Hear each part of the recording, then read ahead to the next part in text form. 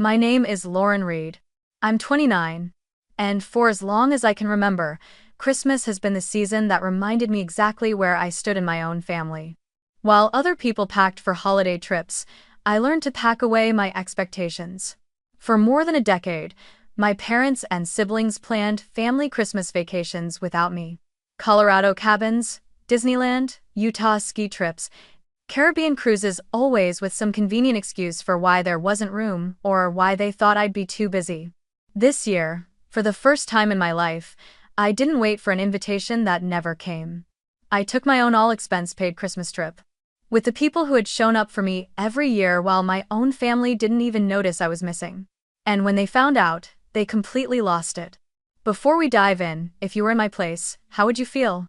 And tell me, where are you watching from? And what time is it right now? I'd love to know I'm not alone in this. I was 13 the first time it happened. Long before I had the language to name what I was feeling. Long before I understood how a pattern begins quietly soft enough that you doubt your own hurt until it grows into something you mistake for normal. That December in Tacoma felt like magic at first.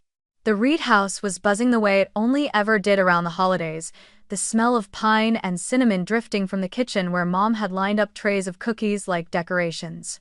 I sat cross-legged on the living room carpet, wrapping presents with uneven corners I kept redoing, hoping someone would notice how hard I was trying to make everything perfect. From the dining room, I heard my parents talking with Emma and Ryan about Christmas at the Snow Ridge cabin in Colorado, as if it were the most natural thing in the world. They have a full ski resort, you guys. Ryan bragged, waving a brochure like it was a golden ticket. And a fireplace big enough to roast a whole tree, Emma added, already picturing herself posing in front of it. Their excitement sparkled through the house, and for a moment, I let myself believe I was part of it. I tied a clumsy ribbon and walked over, smiling. So, when do we leave? The room went still in a way I didn't understand then. Mom looked up with that gentle, careful smile she used whenever she was about to disappoint someone. Sweetie, she said softly, the cabin is just a bit too small. It only sleeps 6, and Grandma is coming too. She spoke slowly, like she was breaking bad news about weather or traffic, something no one could control. Dad cleared his throat and added, next year, okay? It's just logistics. Emma and Ryan didn't look at me. They just kept flipping through the brochure, chattering about hot cocoa and snowmen. I stood there, trying to understand what had just happened. I was 13, still young enough to believe adults always told the truth, still naive enough to think family always included you, unless something truly unavoidable got in the way. I nodded. Because that's what good kids do. Okay, I said. Next year. But the words didn't land the way I hoped. They felt like something slipping away. A few days later, Mom announced the fun plan she and Dad had come up with for me. I wouldn't be staying home alone. I'd be spending Christmas with Aunt Angela in Portland. She said it brightly, too brightly, as if gifting me something. Just the two of you, she said. A special little Christmas. You love Angela, don't you? I did love Angela. That wasn't the problem. What I couldn't understand then, what I only see clearly now, was how easily they reframed exclusion into a treat, how my absence from the cabin wasn't an oversight or an accident, but a choice softened by careful wording. I was 13, and everything adults said sounded official and reasonable. If they told me something was special, I believed them. So I nodded again. Okay. And they smiled like a problem had been solved. When I arrived in Portland, Angela hugged me so tightly I felt my breath squeeze out. She didn't ask why I wasn't with my parents. She never pushed. Instead, she took my bag, set it down gently, and said, well, sweetheart, we get you all to ourselves this year. Lucky us. Mark showed me the board games he'd pulled from the top shelf, insisting he'd been meaning to dust them off anyway. And little Lily, only a toddler then, wrapped her arms around my leg and refused to let go. Their house was small, warm in the way that comes from people rather than decorations. There were no big displays, no ski lodge glamour, no glossy vacation photos waiting to be taken. But there was attention. Real, soft, undistracted attention that I didn't realize I had been starving for.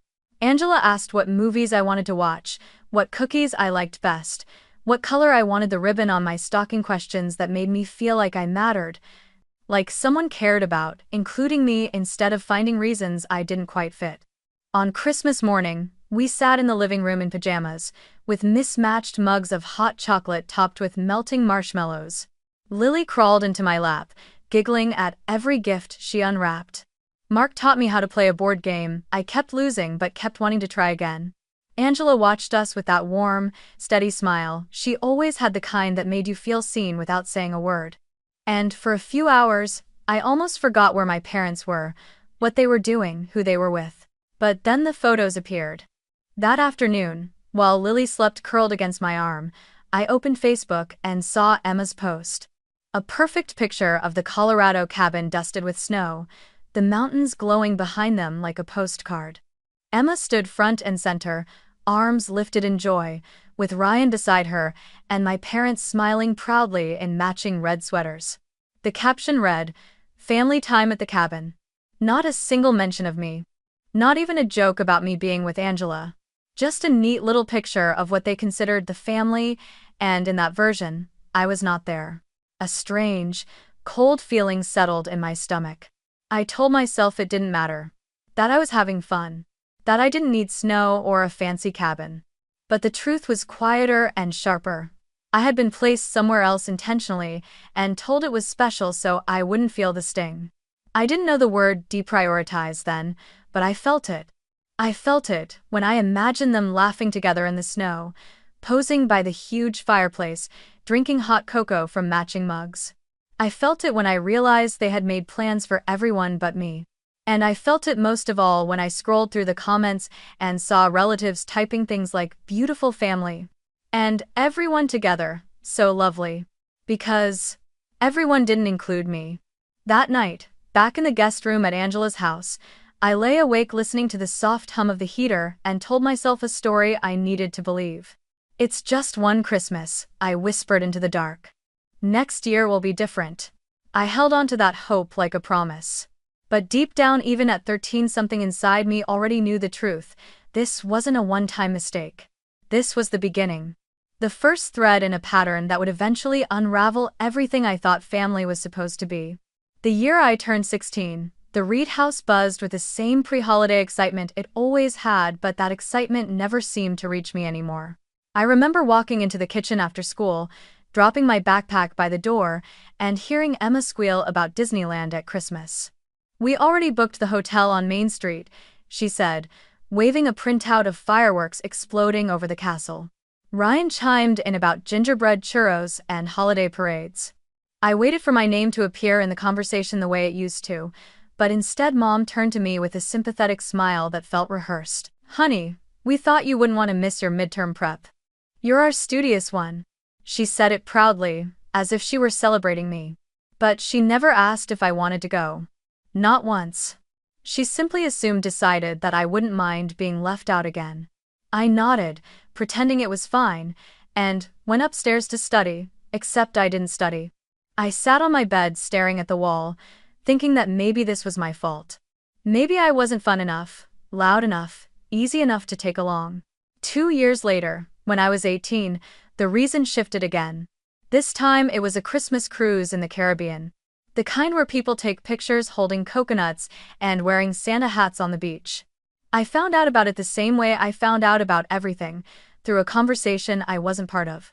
I walked in on Emma and Mom packing swimsuits and sundresses in the hallway. "Oh," Mom said lightly, as if realizing she forgot to mention an errand, "the cruise only has one extra bunk, sweetheart. And your brother's girlfriend is coming, so." It just didn't work out this year. Another soft, pitying smile. Another dismissal wrapped in gentleness. I remember thinking, they're not even trying to come up with new excuses anymore. That was the year I learned how quickly people can rearrange the definition of family when it benefits them. How easily I could be removed from the picture without disrupting the symmetry they cared about. By 20, I was in college in Seattle, juggling a part-time job at a bookstore, waiting tables on weekends, studying late into the night to keep my scholarship. That Christmas, my family went on a ski trip to Utah. I didn't know until I saw Emma's Instagram story, her posing with new skis, and the caption, Annual Reed Snow Trip. I stared at it while walking between classes, the cold air stinging my cheeks. Later that day, Mom finally texted me. "We assumed you'd be working for extra money, honey. We didn't want to put you in a tough spot financially." It was impressive, really, how quickly they could turn their decisions into something that sounded like they were doing me a favor. They didn't ask if I was working. They didn't ask if I needed the extra hours. They didn't ask if I wanted to come. They assumed, and then made the assumption sound responsible, thoughtful, almost noble. And the worst part? I let them. I believed them. Because I had been trained to. Every time a new Christmas trip appeared online, the Disney photo, the Caribbean beach shot, the Utah skiing video, relatives commented the same things. "Where's Lauren?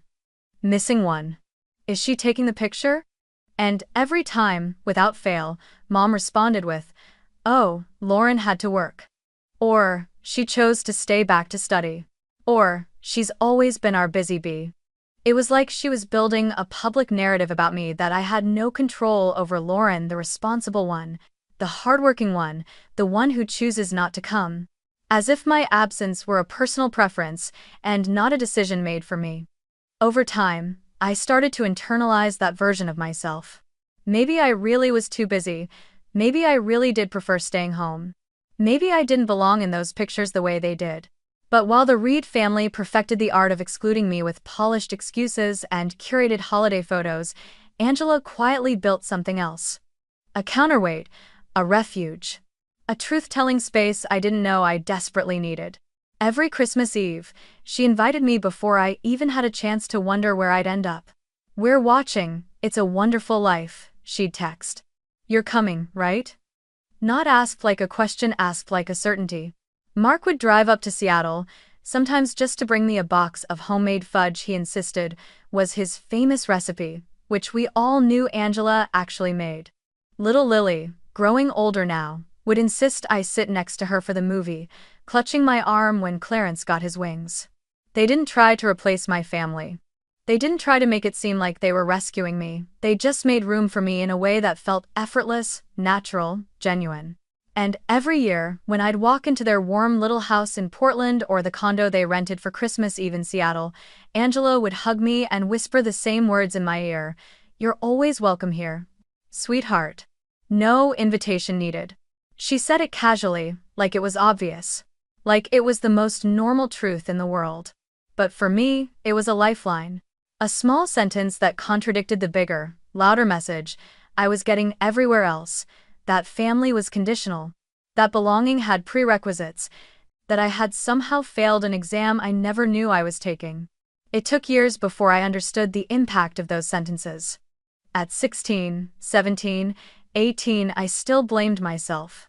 I replayed every conversation, every holiday, every missed trip, wondering what I could have done differently. Maybe I really didn't make it clear that I wanted to go. Maybe they didn't think I'd have fun. Maybe I should have spoken up. Maybe I'm overreacting. Every maybe felt like a weight I carried alone. Slowly, I began to withdraw. In group chats, I stopped asking about Christmas plans because they always changed the subject or left my messages unanswered. I became quiet, the invisible sibling, the afterthought no one needed to account for. What I didn't know then but would eventually learn is that silence sometimes isn't acceptance, sometimes it's survival. Sometimes it's the only way to cope when you're being written out of your own family's story year after year. And for me, those 4 Christmases turned silence into habit, habit into expectation, expectation into resignation.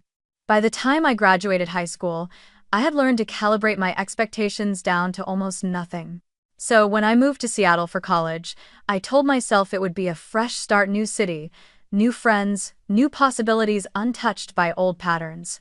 I rented a tiny off-campus apartment with peeling laminate floors and a window that looked directly at a brick wall, but it was mine. I worked part-time at a bookstore, picked up extra shifts during finals, and buried myself in textbooks the way some people bury themselves in blankets. I kept my GPA high, not because anyone was checking, but because doing well gave me something solid to hold on to. Stability, achievement, proof that I was more than an afterthought. Every December, like clockwork, Angela and Mark mailed me a Christmas card handwritten in real ink, the kind that smudges if you touch it too soon, always decorated with doodles from Lily. Sometimes they drive up to Seattle just to drop off a small tin of cookies or a scarf, Angela knitted. My parents, meanwhile, usually sent a generic $25 gift card with a printed note. Hope you're doing well. Stay warm. Love, Mom and Dad. No visit. No call. No, when can we see you? It was like they had outsourced affection to whatever seasonal promotion Target was running. Then came my senior year, the fall that felt like every hour of studying, every shift worked, every night spent awake in the library was finally leading somewhere. The university scheduled the winter graduation ceremony for mid-December, just a little over a week before Christmas. I was proud. So proud. The kind of proud that makes your heart feel too big for your chest. I wanted to share it. I wanted, maybe foolishly, for my family to show up just once, to fill a row of seats with familiar faces instead of empty space. So, I did what any hopeful daughter would do. I sent an email to my parents weeks ahead of time with the details. I texted them again in the Reed family group chat with the link to my ceremony. I even followed up with a reminder because a part of me knew that my message might get lost under ski trip planning and group selfies. Mom responded first. "We'll try, honey," she wrote. "It's just complicated with everyone's schedule and the Christmas trip to Breckenridge this year." Breckenridge. Their big trip of the season. The one Emma had been talking about since July. The one Ryan had bought new ski gear for months in advance. The one they had budgeted, coordinated, and hyped with military precision. But for my graduation? We'll try. I told myself not to read into it. After all, they didn't say no. Just complicated. Just, we'll try. But the pit in my stomach said everything I didn't have the courage to admit. On the morning of my graduation, it snowed lightly, soft white flakes that made the campus look like a postcard. I arrived early, cap slightly crooked, gown wrinkled from being stuffed in its plastic bag, nerves buzzing under my skin. I scanned the auditorium for the family section, and I kept scanning long after my rowmates found their people. Moms with bouquets. Dads taking shaky videos. Siblings waving signs. I kept looking until my eyes blurred. The Reed row was empty. Completely, achingly empty. For a moment, I felt foolish standing there, clutching the program like a life raft. Then, just as I was about to sit down, I heard someone shouting my name. I turned, and there they were. Angela, running toward me with her arms out. Mark behind her carrying a bouquet that looked too big for his hands. And little Lily sprinting full speed, dragging a hand-painted banner twice her size that read, in crooked red letters, "We're proud of you, Lauren." Something inside me cracked at the sight. Relief, gratitude, grief mixed together so tightly, I couldn't separate one from the other. Angela hugged me like she might glue the broken pieces back in place. "We wouldn't miss this for the world," she whispered. And I believed her. Because she never had. The ceremony itself passed in a blur, names called, cameras flashing, applause rising and falling like waves. When it was my turn to walk across the stage, I looked toward the empty Reed row anyway. Old habits die hard. But then I turned my head and glimpsed Angela and Mark, both standing to cheer, Lily waving her banner wildly. And, for the first time that day, I didn't feel alone. After the ceremony, we brushed the snow off a bench and took pictures together, cheesy, mismatched, imperfect photos that I treasure more than any professional family portrait we ever took. We stopped by a tiny pizza shop near campus, squeezing into a booth too small for 4 people because it was warm and cozy and smelled like melted cheese and comfort. While we waited for our slices, I pulled out my phone to check messages from my parents, maybe a congratulations, or a picture from the airport at least. Instead, the first thing that popped up was an Instagram notification. Emma had posted a boomerang video of her and Ryan holding hot chocolate mugs in front of a Christmas tree made of skis. The caption, "Christmas kickoff in Breckenridge," posted 2 hours earlier. Which meant they hadn't tried at all. They had already flown out. Long before my ceremony began. Long before I walked that stage alone.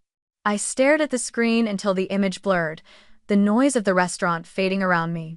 It wasn't shock, I felt it was clarity. Cold, sharp, painful clarity. They had known. They had planned. They had chosen their image, their tradition, their perfect aesthetic Christmas over showing up for their youngest child on one of the biggest days of her life. Angela must have seen something shift in my face because she leaned in gently. "Lauren," she said, her voice soft. "You deserved a whole row of people cheering for you today. I'm sorry you didn't get that from them." Her apology wasn't an attack. It wasn't pity. It was truth. A truth no one else had ever acknowledged out loud. I forced a small smile, swallowing the ache swelling in my throat. "It's okay," I said, and I meant it only halfway. "At least you came." But inside, I felt something break. Quietly, permanently. Adulthood didn't give me the freedom I imagined, it only sharpened old wounds into something quieter, heavier, more permanent. After graduation, I slipped straight into the tech world, the kind that rewards long hours and perfectionism. I was good at it. Maybe too good.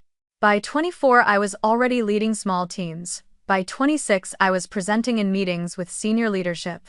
By 28, I was a senior data analyst trusted with product decisions most people 10 years older than me were barely touching. I built a life from spreadsheets and late nights, a life that felt stable only because I sustained it myself. No one handed me anything. No one saved me from burnout. No one checked if I was eating or sleeping or celebrating holidays. The Reed family didn't ask about any of that, they only bragged about my job title to relatives in passing, like it made them look good. And every December, like clockwork, the pattern continued. My parents, Emma and Ryan, launched into planning their annual Reed Christmas trip, as if the past 10 years had been a warm-up. Florida, 1 year, Vermont another. Then a cruise in the Bahamas, then some snowy cabin in Idaho with a hot tub and a private chef. I never heard about the trips directly, never from their mouths or texts. It was always indirect, like seeing footprints, without ever seeing who left them. Once, when I was 25, I opened Instagram during my lunch break and saw Emma's story, a flat lay of matching passports and luggage tags with the caption, "Reed Christmas Escape Planning Meeting with the Fam." There were 4 place settings on the table. 4 mugs. 4 shadows in the photo. Not 5. Never 5. Another time, someone in the extended family texted Angela because they assumed I was joining the Florida trip and wanted to coordinate a visit. Angela had no idea what they were talking about, she didn't even know about the trip. A cousin eventually sent her a screenshot from the private Reed Christmas Escape group chat. My name wasn't in it. Not even as an afterthought. Angela forwarded it to me with a short message. "I'm sorry, sweetheart. I didn't know."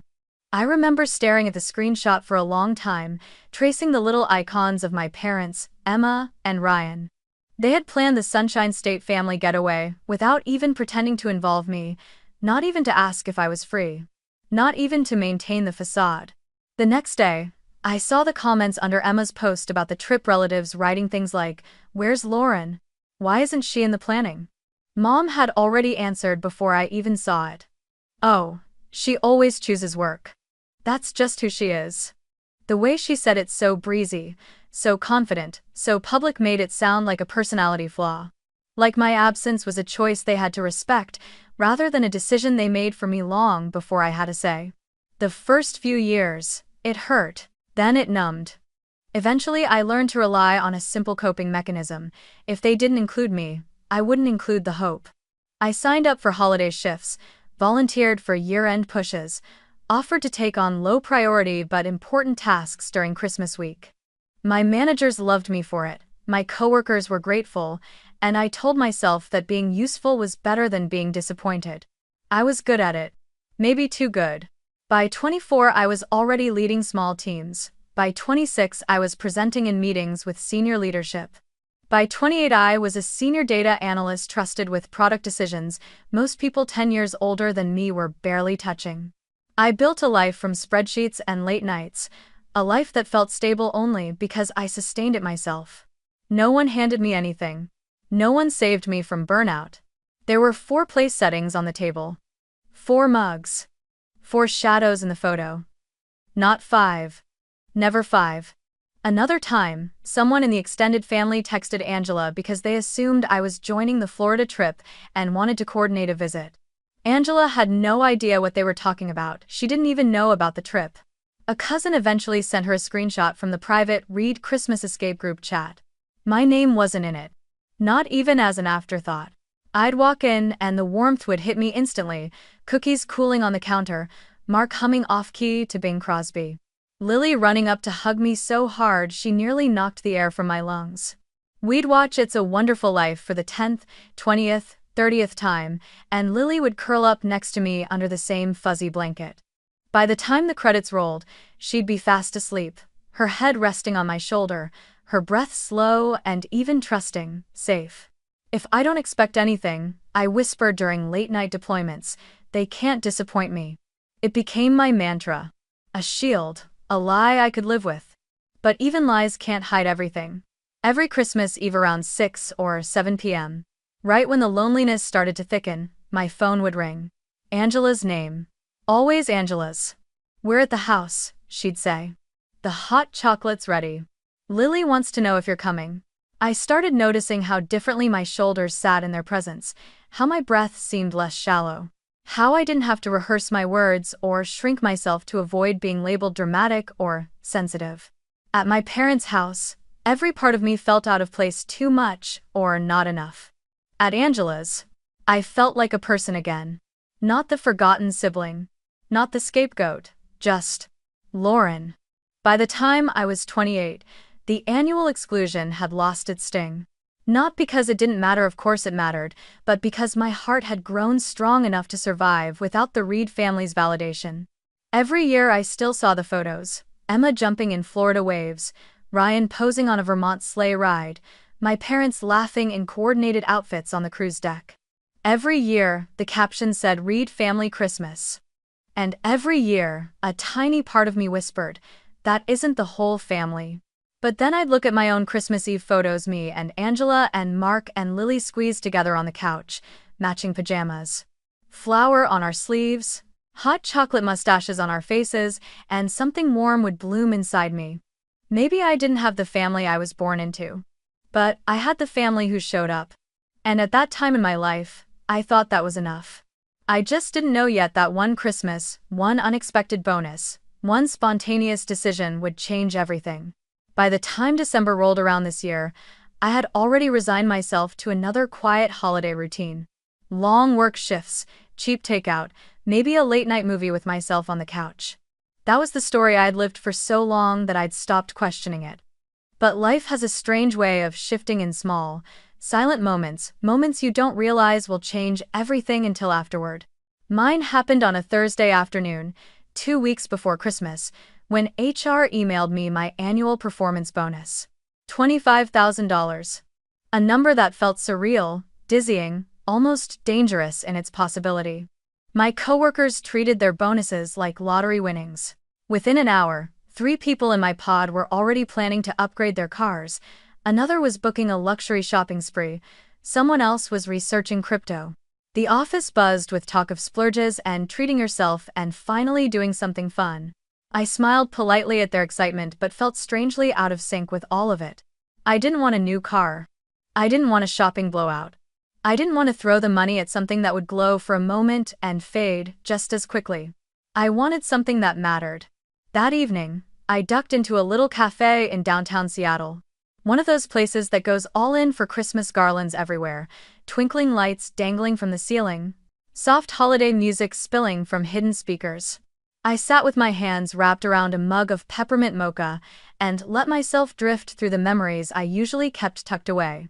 13-year-old me staring at Colorado cabin photos, 16-year-old me pretending I didn't care about Disneyland, 18-year-old me reading cruise captions from a dorm room, 20-year-old me watching Utah ski videos while shelving books at my part-time job, 22-year-old me walking across a graduation stage to an empty row. It hit me then so softly, yet so completely, that maybe I had spent too long trying to earn a place in a family that had shown me repeatedly that they didn't want to make room. And maybe, just maybe, it was time to stop waiting for an invitation that would never come. And instead build the Christmas I always wanted with the people who had always shown up. The idea dropped into my mind like a spark. What if I used this bonus to create the kind of Christmas I always wanted, but with the people who actually showed up? The thought made my heart beat faster, not with anxiety, but with something startling: excitement. Hope, a future that felt like my own creation instead of something handed to me in scraps. I opened my laptop right there in the cafe, fingers trembling slightly as I began searching. Mountain Lodge, Christmas, Colorado, I typed. And suddenly, the screen filled with images straight out of a holiday movie: snow-covered cabins glowing with warm light, fireplaces crackling behind glass, sleigh rides through pine forests, decorated trees under vaulted wooden ceilings, hot springs steaming under falling snow. One lodge in particular caught my breath: a secluded mountain retreat with private cabins, Christmas dinner packages, a spa, and a sleigh ride experience under lantern lights. It was expensive, so expensive I had to blink twice. But for once in my life, money didn't feel like something I had to guard or justify. For once, it felt like a tool I could use to give something back to the people who had given me the only true love and attention I'd ever known. Without letting myself overthink it, I booked a full 7-day package for 4 people: me, Angela, Mark, and Lily. I added the sleigh ride, the private Christmas Eve dinner, the hot springs passes, and, because I knew how much she needed it, I booked a spa day just for Angela. When the confirmation email hit my inbox, I stared at it in disbelief. I wasn't dreaming. I wasn't imagining a life I didn't have. I had actually done it. The next morning, I dialed Angela with a pounding heart. "Can you and Mark and Lily take the week of Christmas off?" I asked. "Don't ask questions. Just trust me." Her reaction was priceless, a mixture of confusion and concern. "Sweetheart, we can't afford anything fancy. And Mark has finals for his students, and it's already taken care of." I interrupted gently. "Everything. Completely. I just need you to say yes." There was a long, slow inhale. Then, "Lauren, what did you do?" "A good thing," I said. "I did a good thing." 2 days later, I drove down to Portland with a folder full of printed booking confirmations and a glossy brochure of the lodge. When I walked through the door, Lily barreled into me like a tiny rocket, nearly knocking the folder from my hands. "I missed you," she squealed. "Why do adults always take so long to come visit?" "Because adults are slow," I teased. But I brought something to make up for it. I spread the papers across the kitchen table. Angela covered her mouth with both hands. Mark's eyes widened. Lily gasped loudly when she saw the photo of the cabin surrounded by snow. "We're going here?" she shrieked, already jumping in circles. Mark blinked several times, his voice thick, when he finally spoke. "Lauren, this is too much. This is..." He shook his head. "We can't let you do something like this for us." I looked at him, steady and sure in a way I had never felt with my own parents. "You drove 4 hours in a snowstorm to watch me graduate when my own parents wouldn't drive 20 minutes. You made room for me every Christmas when they didn't even notice I wasn't there. This..." I gestured toward the papers, the plans, the magic waiting for us. "This is not too much. This is payback for all the times you showed up when they didn't." Angela's eyes filled with tears. She didn't say thank you, she didn't need to. Her hug said everything. A week later, as we boarded the flight to Colorado, my chest tightened in a way I didn't fully understand. It wasn't anxiety, it wasn't fear. It was something softer, something healing. For the first time in my life, I wasn't walking onto a plane alone, or working overtime while my family posted vacation photos. For the first time, I was stepping into a Christmas trip that had room for me. A Christmas built by me. A Christmas with the family I chose. As the plane rose into the sky, I looked out at the clouds glowing under the winter sun and realized something I had never allowed myself to believe. This year, Christmas belonged to me, too. The first 3 days at the lodge felt like stepping into a life I had once believed was reserved for other people. The kind of life where Christmas didn't mean waiting for an excuse, or bracing for disappointment, or checking social media to see where I hadn't been invited. It felt almost unreal at first, too soft, too warm, too easy. But slowly, the edges of disbelief faded, and what was left was something painfully simple. This was what Christmas was supposed to feel like. Each morning, the mountain air hit us like a gentle slap, brisk, clean, laced with pine. Lily was the first to fling herself into the snow every day, making dramatic snow angels while yelling, "Lauren! Look, this is my best one yet." She learned to ice skate on the frozen pond behind the lodge, shuffling at first, then gliding with the full confidence of an 11-year-old who believed the world would always catch her. Watching her laugh made something warm loosen in my chest, something that had been stiff for years. Mark, on the other hand, discovered the outdoor jacuzzi like he was uncovering buried treasure. The first time he sank into it, steam rising around him while snowflakes melted on his hair, he let out a laugh so pure it startled all of us. Angela joked that she hadn't heard that sound from him since their honeymoon. He splashed water like a kid, absolutely delighted, and I found myself laughing, too real laughter, the kind I hadn't heard in my own voice for a long time. In the evenings, after Lily fell asleep and Mark retreated into a book by the fire, Angela and I curled up with blankets and glasses of red wine. The crackling fireplace filled the room with a comforting glow. One night, the flames threw shadows across her face as she stared at her glass for a long time before speaking softly. "Lauren, I've watched the way your parents and siblings treated you for 15 years. I always saw it. I just didn't know how to step in without making things worse for you." I blinked at her, surprised. I had never heard her say it so directly before. She reached out, placing her hand over mine. "It hurt me to see them overlook you. To watch you pretend it didn't bother you. You deserved far more than you ever got from them." Her voice cracked a little. I should have spoken up sooner. Something in me settled hearing those words, validation I didn't realize I had been starving for. "You showed up," I whispered. "That was enough." And I meant it. That night, while the cabin glowed with a kind of magic that made me feel both held and seen, I took a photo of our dinner table, simple, candlelit, plates half filled with homemade food, nothing fancy. Nothing showy. Just real. Just mine. I added a single caption. "First real Christmas vacation of my life." With the people who showed up. No tags, no digs. No names. Just truth. I didn't know that truth, however gently written, was about to ignite a firestorm hundreds of miles away. Because at that exact moment, in Tacoma, Emma had posted a carousel of photos from their annual Christmas planning night, staged charcuterie boards, matching pajamas, posed laughter. The Reed brand of curated perfection. Her caption read, "Favorite tradition, planning our annual family Christmas getaway. Family is everything. I do not rate as." Underneath, a cosin asked a simple question. "Where's Lauren? Thought she lived closest now." And Emma, never one to miss a chance to rewrite history, replied, "She never wants to come. She's too busy being important at work." The problem for Emma was timing. Because one of our cousins on Angela's side saw my story. And she didn't stay quiet.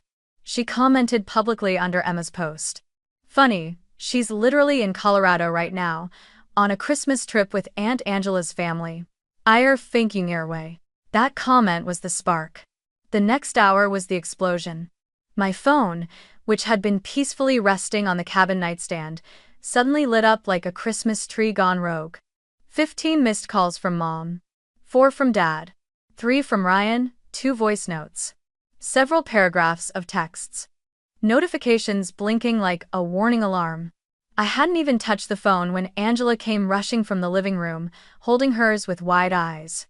"Lauren, I think you need to see this." She handed me her screen, open to a DM from Emma. The message was venom dressed up as concern. "You should be ashamed, making Lauren pay for your fancy mountain trip when you never could afford that yourself. Stop manipulating her." The words sliced through the warm air of the cabin, the audacity almost laughable. Angela's face was pale, tight with hurt. "I cannot believe she." "I can," I murmured. Because Emma never missed an opportunity to twist things, especially when her narrative was threatened. I finally unlocked my own phone. And hell poured out. Mom had left a string of dramatic messages accusing me of publicly humiliating the family and choosing outsiders over my real family. Dad had sent a long, lecturing paragraph about disrespect and family loyalty. Ryan's voice note was blunt. "What the hell are you doing, Lauren? Why would you make things weird?" As if I had made things weird after 15 years of being excluded. Then Emma texted me directly, furious, playing the victim, blaming Angela, calling this trip a pathetic stunt. I scrolled through the chaos, the familiar heat of anger rising, not the helpless kind I used to feel, but something sharper, clearer, something that told me I didn't have to swallow it anymore. I walked out onto the balcony, the cold air hitting my face as snow drifted silently around me. My hands trembled not from fear, but from the weight of a decision I had never dared make until now. For years, I had let silence be the buffer. For years, I had let them write the story. For years, I had pretended their choices didn't hurt me. But not this time. Not this Christmas. Staring out into the snowy darkness, I whispered to myself. No more silence. Not this Christmas. I down and Ephidial strayed. And I meant every word. I stood on the balcony for several minutes, the cold air biting at my fingers, trying to steady the adrenaline flooding my body. The snow fell in soft, slow spirals, the world quiet and peaceful in a way my phone was not. Inside the cabin, Angela and Mark waited, worry written all over their faces. Finally, I walked back in, grabbed my phone, and said, "I'm calling her." Angela didn't try to stop me, she simply nodded and squeezed my hand. I hit Emma's name. It is. He took a step toward me. I said. I raised my phone and dialed without hesitation. Angela answered on the first ring. "Hey, sweetheart, are you okay?" I turned on speaker. "Dad is in my apartment and refuses to leave. Can you have Mark come over?" The moment Dennis heard Mark's name, just the name, his expression shifted from anger to something else, fear of losing control. "You're choosing sides now?" he barked. "You're killing your mother with this nonsense." We're forwarded face full side. There was a pause just long enough for the guilt to flicker before Emma laughed in that sharp, dismissive way she'd perfected. "Oh my God, Lauren, stop being so dramatic. You're too uptight. You always made everything awkward. And you're the one who always had exams, or work, or some project. You never seemed excited to come." I felt my jaw tighten. The way she rewrote history with such confidence made something in me snap. "Really? Let's go down the list, then. Since you seem to have such a selective memory." And I did. I listed them one by one, each memory landing like a stone on the table between us. The cabin in Colorado when I was 13? You told me there wasn't enough space. Disneyland at 16? You said I had midterms even though you never asked. The Christmas cruise when I was 18? You gave Ryan's girlfriend the extra bunk. Utah at 20? You assumed I'd rather work. Florida, Vermont. The years you created that Read Christmas escape group chat that never included me. Emma didn't interrupt. Not once. And, while we're being honest, I said, my voice low, steady. Let's talk about my graduation. When you all flew to Breckenridge instead of watching me walk across that stage. Do you remember who drove 4 hours in the snow to be there for 30 seconds of my ceremony? I glanced at the couch, at Angela sitting there silently with tears gathering in her eyes. Angela, who's sitting right next to me right now?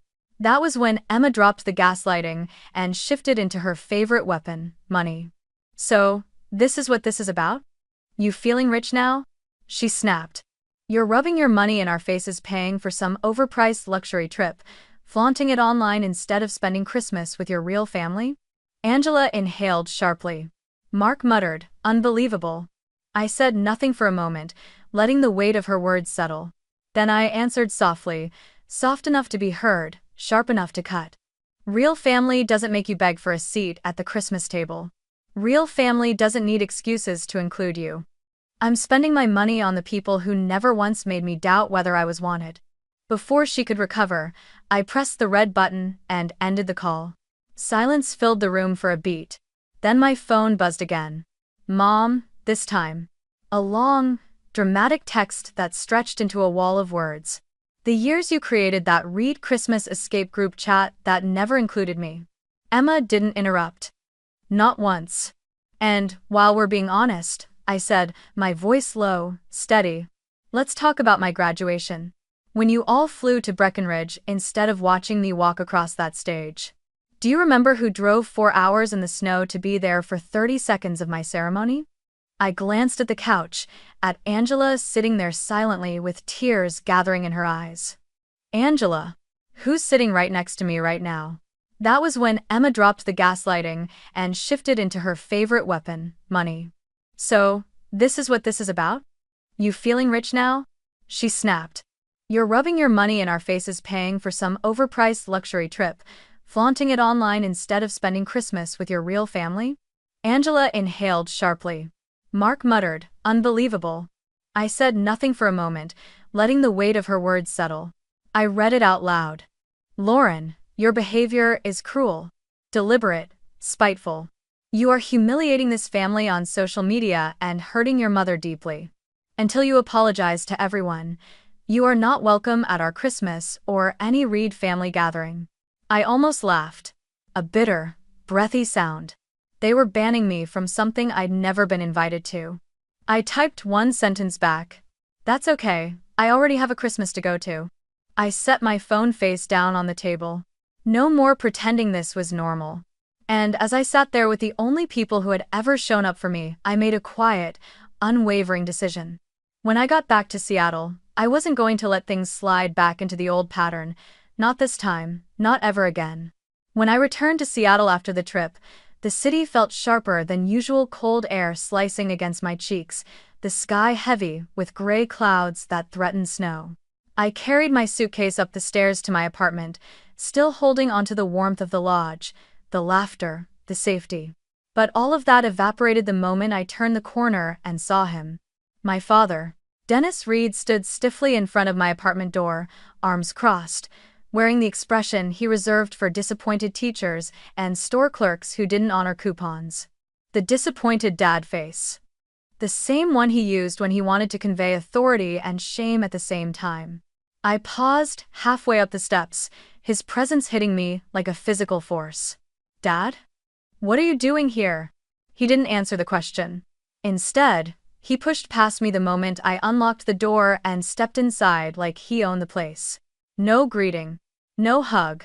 Not even a look around. He stood in the middle of my living room, jaw tight, already prepared to perform. How could you embarrass your mother like that? He demanded. There it was, the opening line of his well-rehearsed script. Dad. You humiliated her, he snapped. Posting things online, letting people think we excluded you.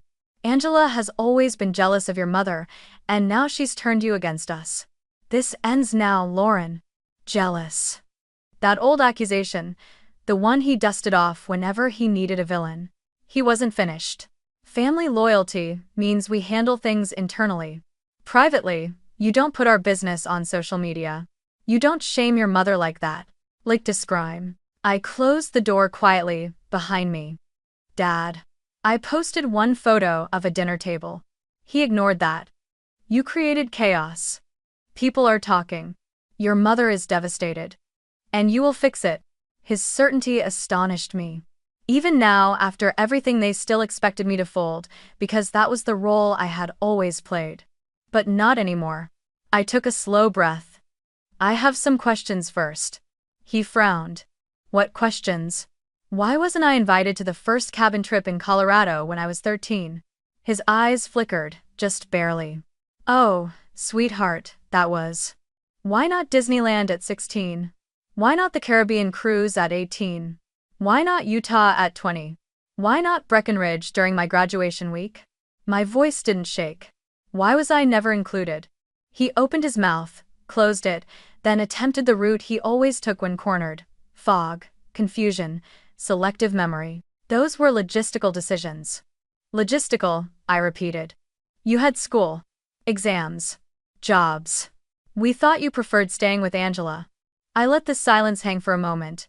Then I pulled out my phone, opened a folder I'd created during the trip, and held it out to him. Screenshots, all of them.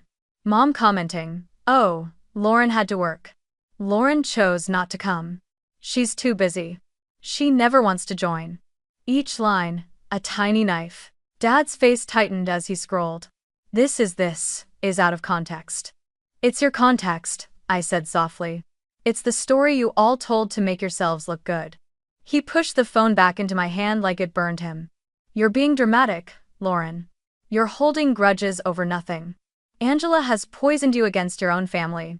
You're killing your mother with this behavior. There it was. The accusation. The guilt. The manipulation. The same tools he had used my entire life. Only this time, they didn't work. I felt something settle inside me, clarity, maybe, or courage, or exhaustion. You don't get to exclude me for more than a decade and then tell me I'm destroying the family for finally going where I'm wanted. I'm done pretending this is normal. He blinked, startled. I had never spoken to him like that, not once. I need you to leave, I said. His face darkened. We resolve this as a family. You apologize, and we move on.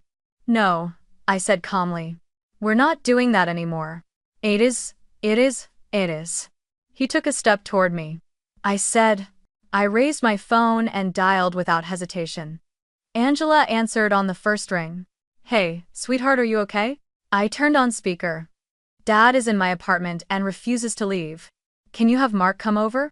The moment Dennis heard Mark's name, just the name, his expression shifted from anger to something else, fear of losing control. You're choosing sides now? He barked. You're killing your mother with this nonsense. It rever times, but he also knew he wouldn't win a shouting match in front of my uncle, the man he'd always been intimidated by for being too calm, too honest. So he grabbed his coat, jerked the door open, and hurled one last line over his shoulder. You'll regret this, Lauren. Then he slammed the door so hard the frame rattled. 5 minutes later, Angela and Mark arrived, still in winter jackets, breathless from rushing. Mark walked the entire apartment like a quiet guardian, checking the locks, making sure the door was secure.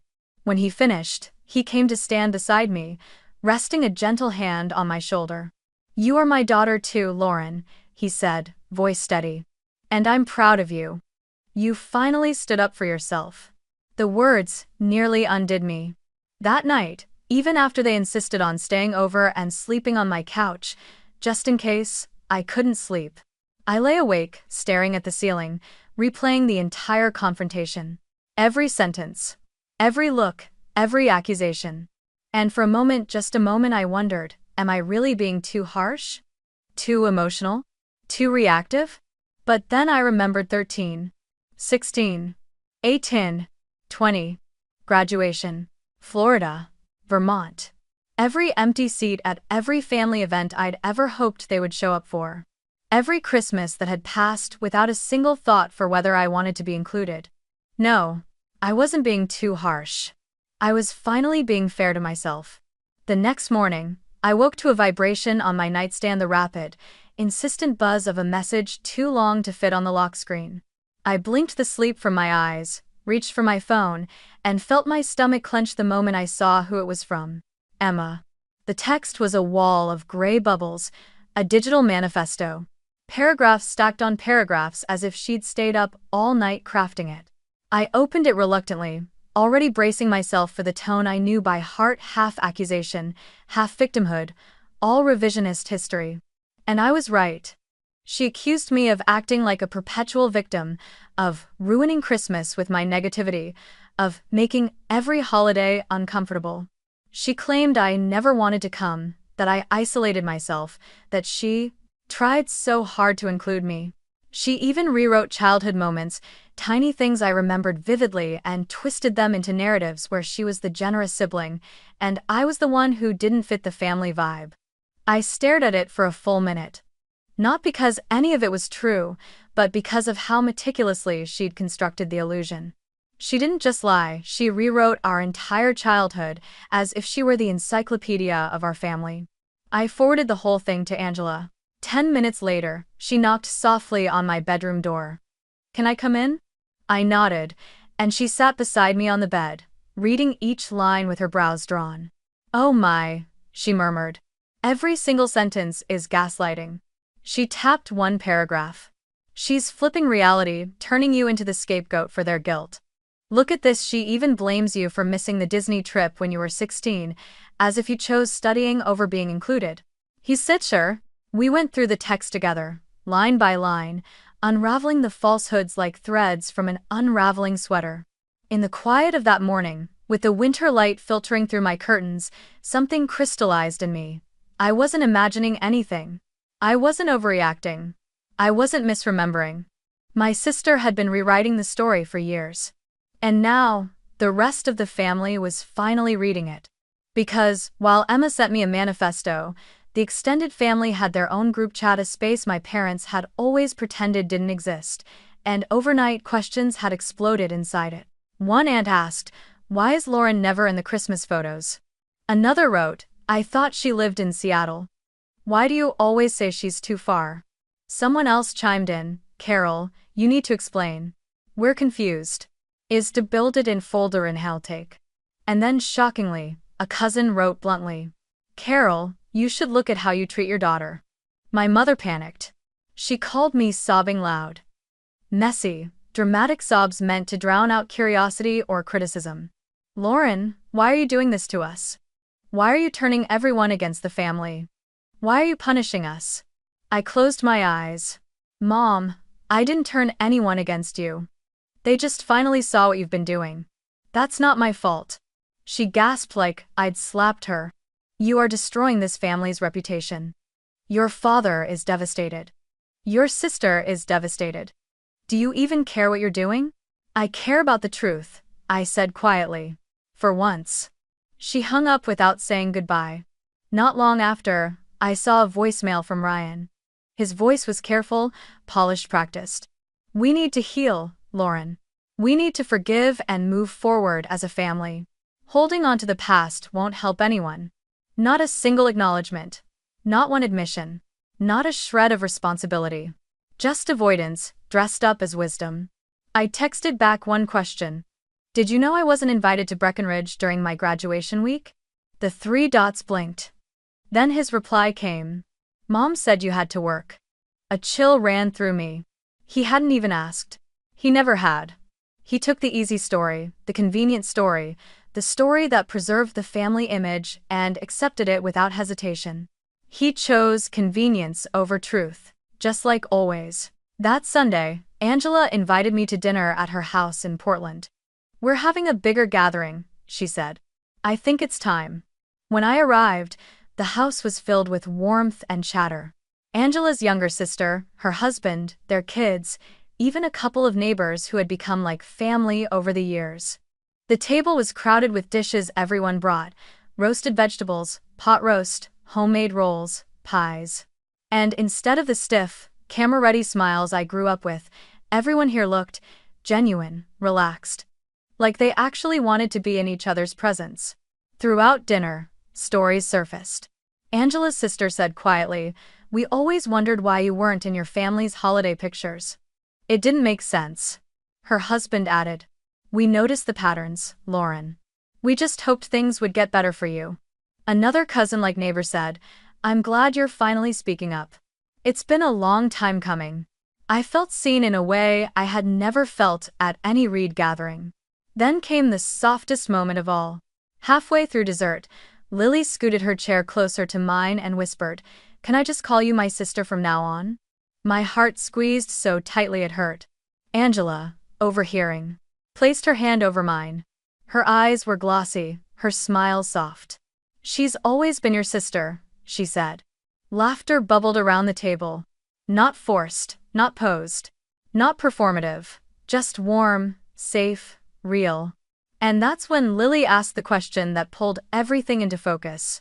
"So, are you spending Christmas with us this year?"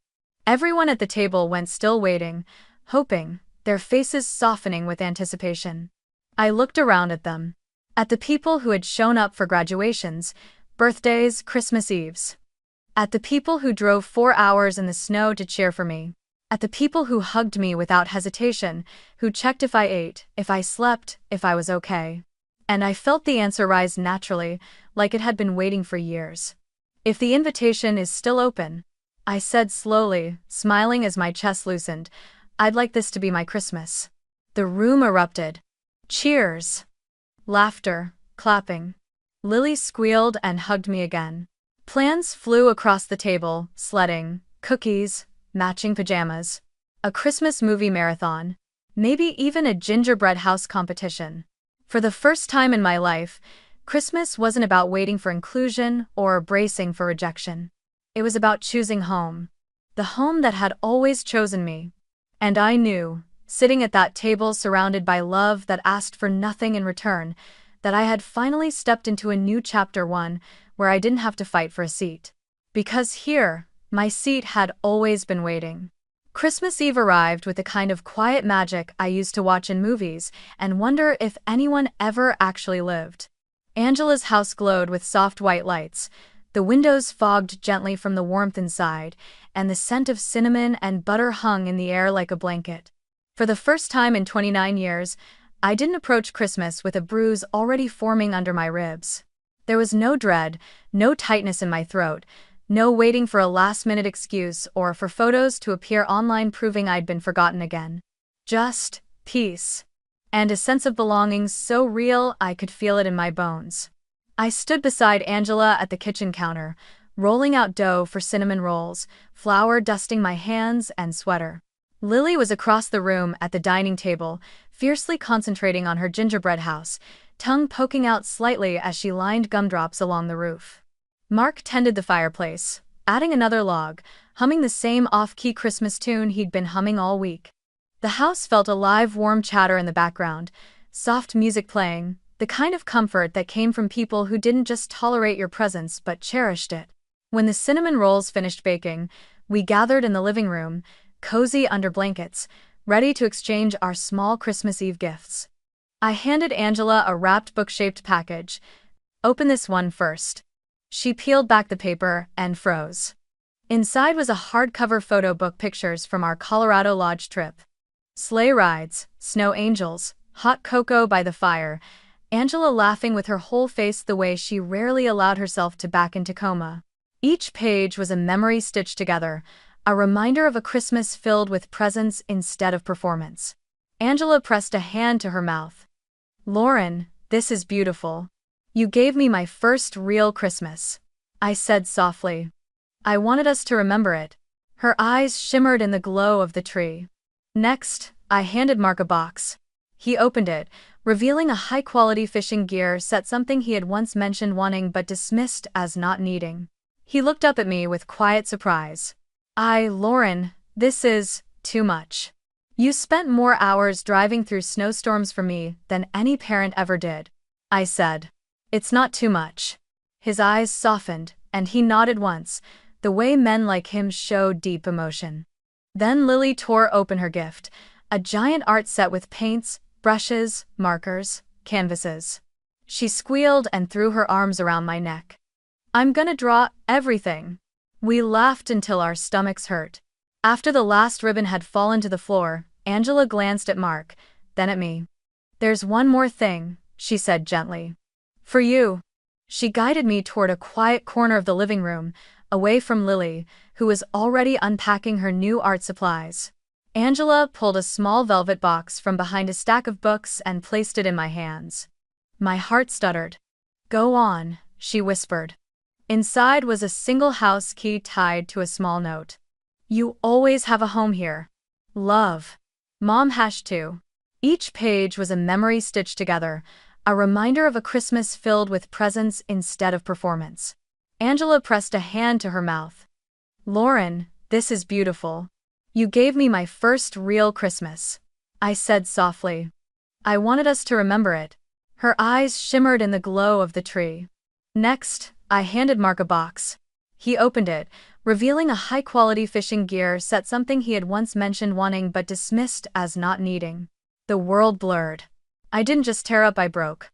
Not the silent, hidden tears I'd trained myself to cry growing up, muffled in bathrooms or behind locked bedroom doors. These were raw, whole-body sobs, the kind that release years of hurt you didn't even realize you were carrying.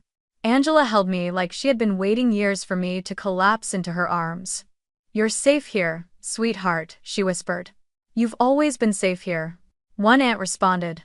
A mother also breaks a child's heart by excluding her from every Christmas for 10 years. Another added, "Carol, this didn't start yesterday. Maybe it's time to look at what you've done." And just like that, my mother's usual audience evaporated. Her curated, perfect family image on social media went eerily quiet. No matching pajamas. No staged caroling photos. No group shots in front of a perfectly decorated tree. It was as if even she didn't know how to perform after the truth cracked through. Meanwhile, I made a quiet decision in the days that followed. I started therapy. Not because I was falling apart, but because I wanted to understand the wounds instead of carrying them blindly into the next chapters of my life. My therapist listened without judgment as I traced the timeline of every Christmas, every exclusion, every lie told in my name. She named things I had never dared to label. "I think you phase." I cried until the tightness in my chest unraveled, until something new, light, warm, steady took its place. While my new family wrapped me in love, the other side of my life was cracking. Somewhere in Tacoma, my mother had launched her annual holiday guilt trip in the extended family chat, the same script she used whenever she wanted sympathy. It breaks a mother's heart when a child forgets where she came from. But this year, the script didn't land. We created new traditions effortlessly, naturally, like we'd been doing this for years. Before dinner, everyone took turns sharing one thing they were grateful for. When it was my turn, I took a breath and spoke with a steadiness I didn't expect. "I'm grateful I finally stopped begging to sit at the wrong table and realized I already had a seat at the right one." The room fell quiet. Angela squeezed my hand. Then Lily piped up, sweet and earnest, "I'm grateful for my big sister Lauren." One aunt responded, "A mother also breaks a child's heart by excluding her from every Christmas for 10 years. Another added, "Carol, this didn't start yesterday. Maybe it's time to look at what you've done." And just like that, my mother's usual audience evaporated. Her curated, perfect family image on social media went eerily quiet. No matching pajamas. No staged caroling photos. No group shots in front of a perfectly decorated tree. It was as if even she didn't know how to perform after the truth cracked through. Meanwhile, I made a quiet decision in the days that followed. I started therapy. Not because I was falling apart, but because I wanted to understand the wounds instead of carrying them blindly into the next chapters of my life. My therapist listened without judgment as I traced the timeline of every Christmas, every exclusion, every lie told in my name. She named things I had never dared to label. "It's height of love, no." Laughter spread through the room, warm as the fire behind us. Later that night, I checked my phone. No messages from my parents. Nothing from Emma. Nothing from Ryan. Not even a generic "Merry Christmas." It stung for a moment, not because I still needed them, but because the finality of it felt like a door clicking shut for good. Fireworks flickered across the horizon, reflecting off the snow like glitter tossed across the sky. I wrapped my arms around myself, not out of cold, but out of awe. Awe at the life forming around me. Awe at the girl I used to be, and the woman I was finally becoming. I thought about all the years I had spent chasing a door that never opened. All the times I'd tried to shrink myself small enough to fit inside a family that didn't have room for me. Glasses clinked, laughter filled the room, and just before midnight, as everyone gathered in the living room, Angela introduced me to a neighbor with a gentle hand on my shoulder. "This is my daughter," she said. "My daughter, Lauren." I didn't correct her. I didn't need to. Because in every way that mattered, it was true. As midnight approached, I stepped outside for a breath of crisp night air. Emotional neglect. Scapegoating. Image-based parenting. And she said the words that finally helped everything click into place. Choosing Angela's family over your parents wasn't betrayal, it was self-rescue. Christmas Day felt like a second sunrise. Angela's house filled with people, siblings, cousins, friends who were basically family, and children who ran through the halls with cookie crumbs stuck to their faces.